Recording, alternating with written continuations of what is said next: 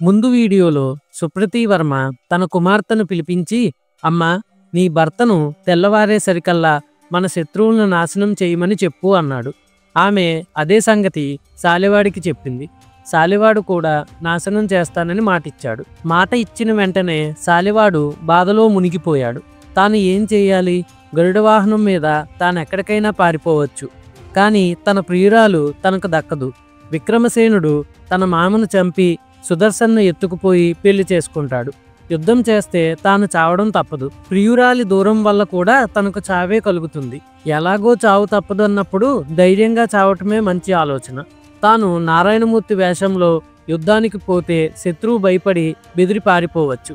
సాలెవాడు ఇలా అనుకునేసరికి వైకుంఠంలో గరుత్మంతుడు శ్రీమన్నారాయణమూర్తితో భూలోకంలో జరిగిందంతా చెప్పి, దేవా, మీ రూపం వేసుకుని తిరుగుతున్న ఈ సాలెవాడు యుద్ధంలో చనిపోతే ఇక మీకు పూజలు ఉండవు, మీ మీద ప్రజలకు నమ్మకం పోతుంది, మరేం చేస్తారో ఆలోచించండి అన్నాడు. దానికి నారాయణమూర్తి, పక్షిరాజా, తప్పుగా పన్నులు వసూలు చేస్తున్నందుకు విక్రమసేనుడు చావాలి.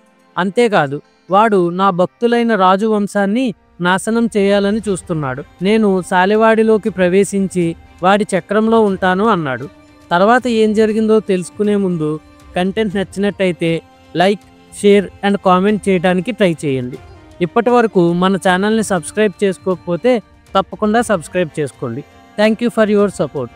తిరిగి కథలోకి వెళ్ళిపోదాం. తెల్లవారుజామునే సాలెవాడు రాజకుమార్తె సహాయంతో యుద్ధానికి సిద్ధమయ్యాడు. రాజు కూడా తన సైన్యంతో కలిసి యుద్ధం చేయడానికి నగరం బయటికి వచ్చాడు. రెండు సైన్యాలు యుద్ధానికి ఎదురెదురుగా నిలిచాయి. సాలెవాడు తన గరుడ వాహనం మీద ఆకాశం మీదుగా ఎగురుతూ యుద్ధభూమికి వెళ్ళి సైన్యాలు పైన గాలిలో నిలిచి శంఖం ఊదాడు. శంఖం యొక్క శబ్దం విని పైకి చూసిన శత్రు సైన్యాలు విష్ణుమూర్తే తమతో యుద్ధానికి వచ్చాడని భయపడ్డాయి. చాలామంది కింద పడిపోయారు. కొందరు స్పృహ తప్పారు. కొందరు పిచ్చిగా ఆకాశం వైపు చూస్తూ ఉండిపోయారు. ఆ సమయంలో సాలెవాడు తన చక్రాన్ని విక్రమసేనుడిపై విసిరాడు. అది విక్రమసేనుణ్ణి రెండుగా నరికి సాలెవాడి చేతికి తిరిగి వచ్చింది.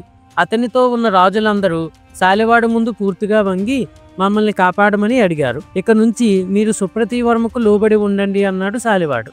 అందరూ అందుకు ఒప్పుకున్నారు. విక్రమసేనుడి బలాలన్నీ సుప్రతీ వర్మకు దక్కాయి.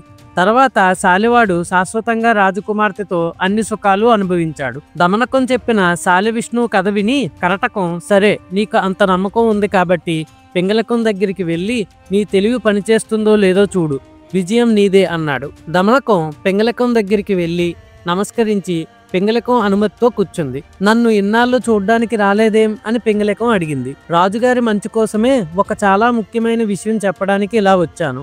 ఒక్కోసారి యజమానికి నచ్చని మాటలు కూడా పనివాళ్ళు మనసు విప్పి చెప్పవలసి ఉంటుంది. నచ్చని నిజాలు చెప్పే ధైర్యం నమ్మకమైన పనివాళ్లకే ఉంటుంది అంది దమనకం. ఏంటి నువ్వు చెప్పాలనుకున్న విషయం అని పింగళకం ఆసక్తిగా అడిగింది. మహారాజా, మీ దయకు పాత్రుడైన సంజీవకుడు రాజద్రోహం చేయడానికి సిద్ధమయ్యాడు. మిమ్మల్ని చంపి సింహాసనం తీసుకోవడానికి పథకాలు చాలా మందికి చెప్పాడు. ఈ కుట్ర త్వరలో జరుగుతుందంట.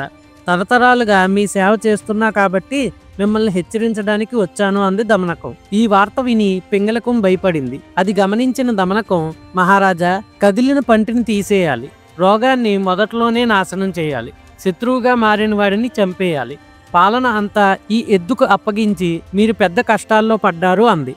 కానీ సంజీవకం ఉన్నట్టుండి నాకెందుకు ద్రోహం చేయాలనుకుంటాడు? నేను అతనికి బాధ కలిగించడానికి ఏం చేయలేదే అని పింగళకం అడిగింది. చెడ్డవాడికి కారణాలు కావాలా మహారాజా? అతను మొదటి నుంచి ద్రోహబుద్ధితోనే ఉన్నాడని అనుమానం. మీరు ఈ ఎద్దులాంటి బలవంతులు ఇద్దరికి ఈ అడవిలో చోటు లేదు. అతను మోసంగా మీ దయ సంపాదించి పెట్టిన చేతినే కొరికే ఉద్దేశంలో ఉన్నాడు. మీరు కృతజ్ఞుడి కథ వినలేదా అంది దమనకం. ఏమిటా కదా అని పింగళకం అడిగింది. దమనకం ఇలా చెప్పింది. యజ్ఞదత్తుడు అనే పనికిరాని పేదవాడికి చాలా మంది పిల్లలు. ఒకరోజు వాళ్ళింట్లో అందరూ ఆకలితో ఉన్న తర్వాత యజ్ఞదత్తుడి భార్య కోపంగా, పనికిమాలిన మూర్ఖుడా, నీ పిల్లలు ఆకలికి చావడం కనబడటం లేదా? ఏమీ పట్టనట్టు చేతులు కట్టుకుని కూర్చున్నావేం? ఎక్కడికైనా వెళ్ళి ఏమైనా సంపాదించి తీసుకురా అంది. ఈ మాటలకు బాధపడి ఆ బ్రాహ్మణుడి ఇంటి నుంచి బయలుదేరాడు. చాలా దూరం వెళ్ళగా ఒక అడవి వచ్చింది. అతనికి దాహం వేసి నీటి కోసం వెతకసాగాడు. భయంకరమైన అడవి మధ్యలో ఒక లోతైన గుంట కనిపించింది. దాని చుట్టూ గడ్డి బాగా పెరిగి ఉంది, కానీ అందులో నీరు లేదు. యజ్ఞదత్తుడు అందులోకి తొంగి చూసేసరికి అతనికి ఒక పులి, ఒక కోతి, ఒక పాము, ఒక మనిషి కనిపించారు. గుంటలో ఉన్న వాళ్ళు అతన్ని చూశారు. పులి యజ్ఞదత్తుడితో, మహాత్మా, ప్రాణాలు కాపాడడం కన్నా గొప్ప పుణ్యం లేదు. అందుచేత నన్ను బయటికి తీసి నా వాళ్ళను కలుసుకునేలా చెయ్యి అంది. నీ పేరు చెబితేనే జంతువులకు భయం కదా, నేను నిన్ను గుంట లోపల నుంచి ఎలా పైకి తీయను అన్నాడు యజ్ఞదత్తుడు. అయ్యా, ఏ పాపానికైనా పరిష్కారం ఉంది గాని కృతజ్ఞతకు లేదు.